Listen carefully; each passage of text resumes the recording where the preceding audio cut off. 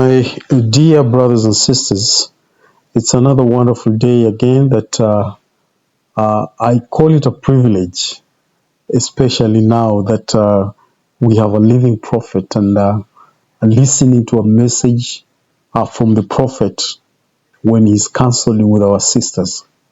Because there are so many things going on, my friends. A lot of things are happening in the world today. And if you look at how things are going on, it's a perversion of so many things. A lot of things are being perverted to an extent that there are people who are actually losing their position in the society. And there are also those who are actually, everybody, men are losing positions in their society. And sisters likewise also, they are losing their positions in the society.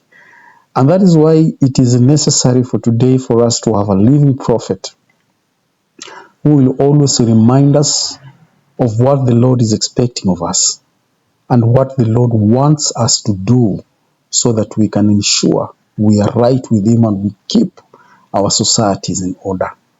Because the knowledge of man has actually gone far much beyond what we call wickedness. You know, and this is the time for us to ensure that we stand firm and affirm what the Lord has actually revealed. And in this session, I'm actually watching or reacting to a session whereby President Russell M. Nelson at one time addressed sisters in one of the general conference. And this is the message he shared. Please welcome. Dear elders, Rasband, Stevenson, and Redland, we, your brethren, welcome you to the quorum of the 12 apostles. And we thank God for the revelations that He gives to His prophet, President Thomas S. Monson.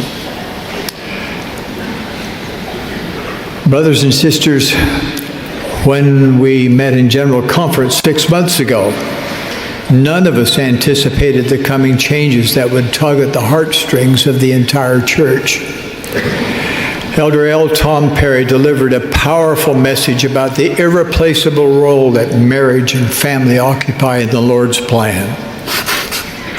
We were stunned when just a few days later we learned of the cancer that would soon take him from us. Though President Boyd K. Packer's health had been declining, he continued to soldier on in the work of the Lord. He was frail last April, yet he was determined to declare his witness as long as he had breath. Then, just 34 days after Elder Perry's passing, President Packer also stepped across the veil. We missed Elder Richard G. Scott at our last General Conference, but we reflected upon the powerful witness of the Savior he had borne in many previous conferences. And just 12 days ago, Elder Scott was called home and reunited with his beloved Janine. I had the privilege of being with all of these brethren during their final days, including joining members of President Packer's and Elder Scott's immediate families just before their passing.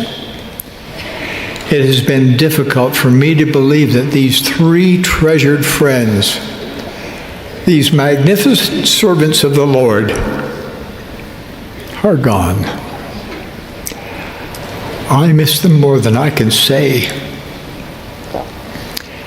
As I've reflected on this unexpected turn of events, one of the impressions that has lingered with me is that which I observed in these surviving wives.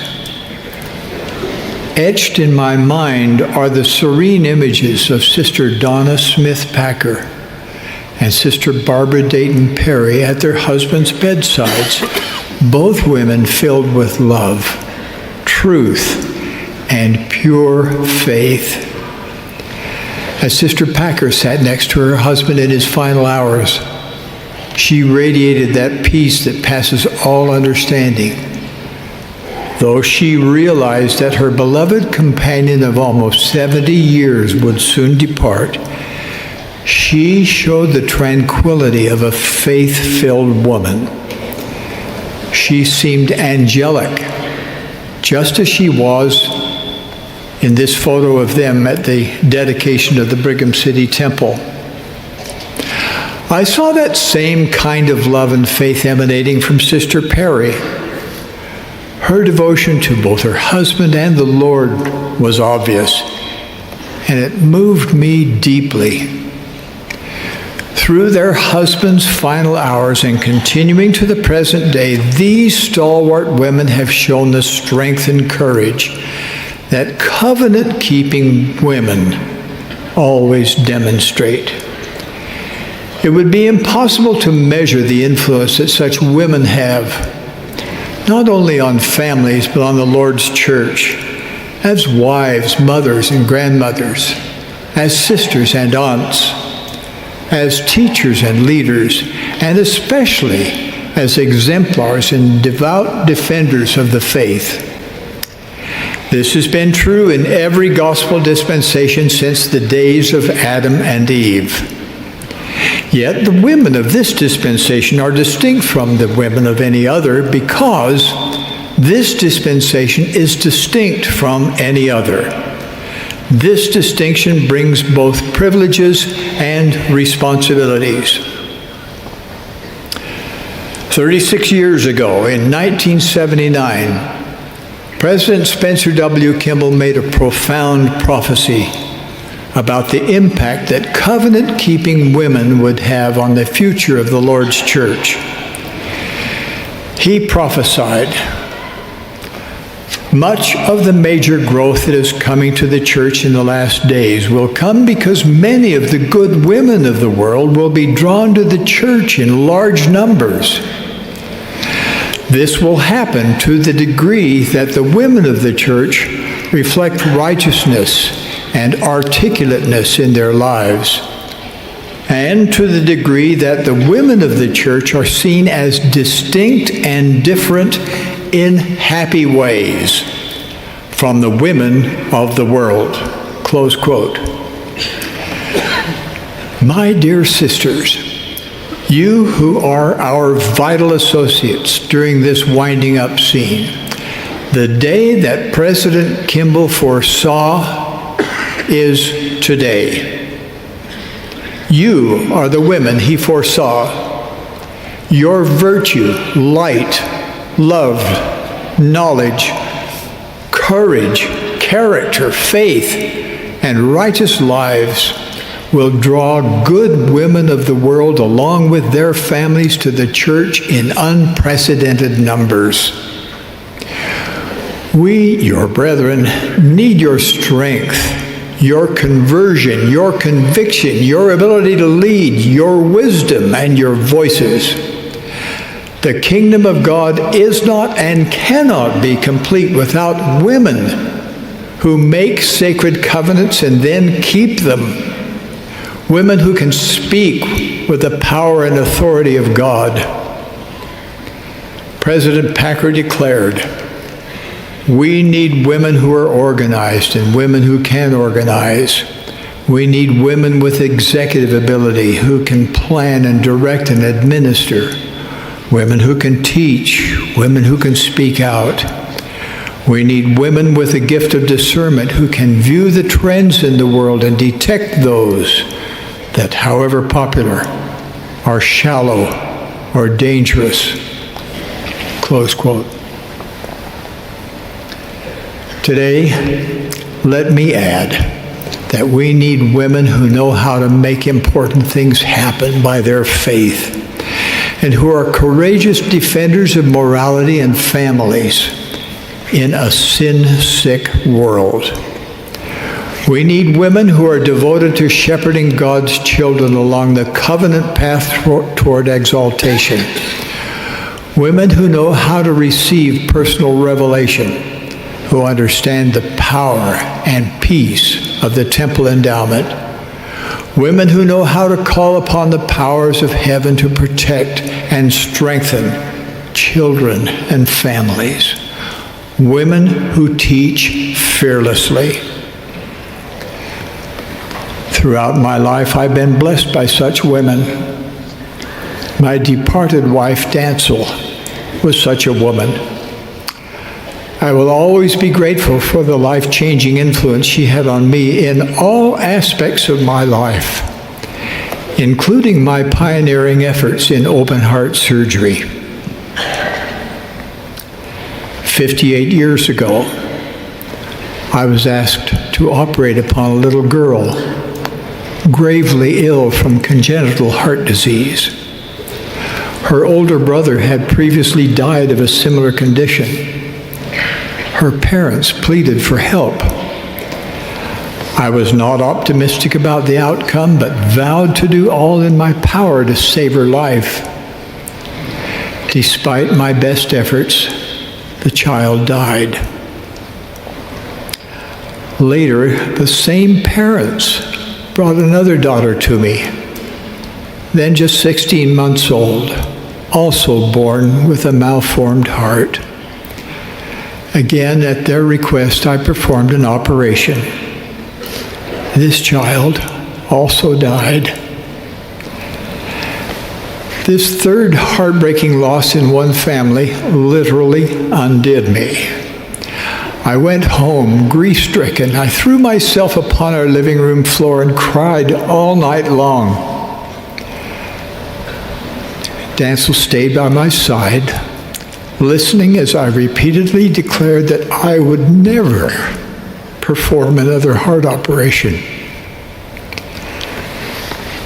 Then around 5 o'clock in the morning, Dancel looked at me and lovingly asked, "Are you finished crying?"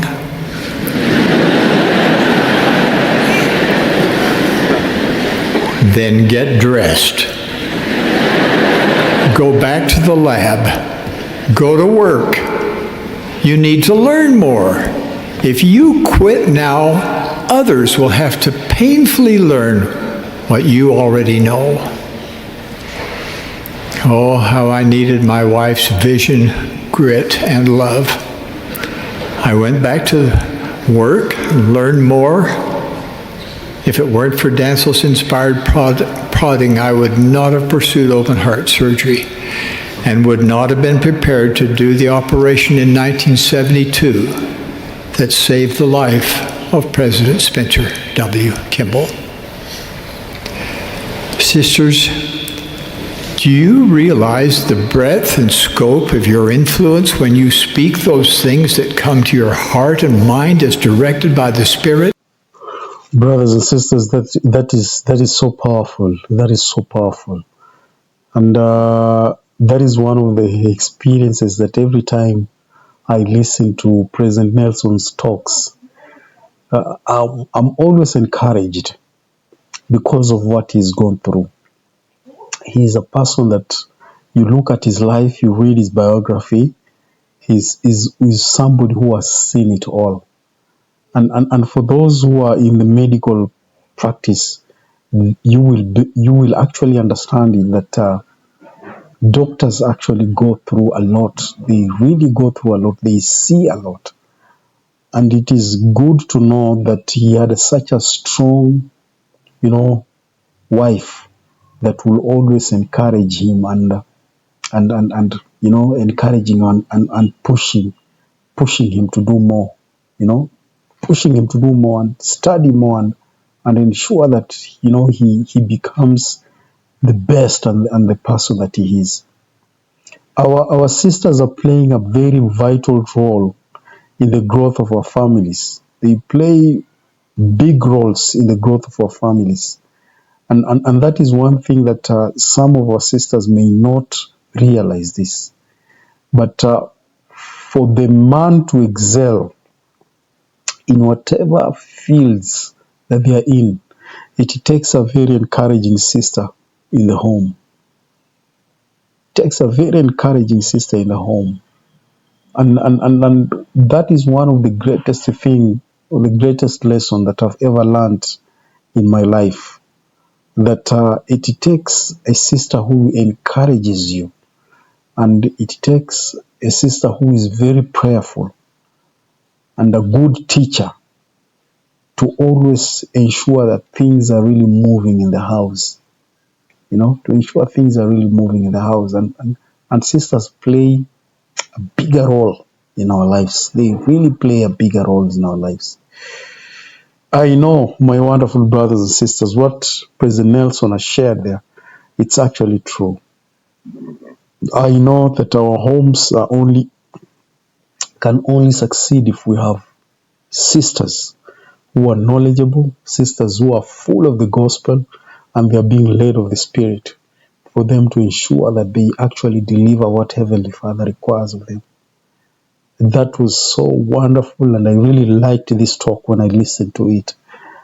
And I know also you've been blessed, and keep on visiting this channel, because we will always be seeking to bless and share these great tidings.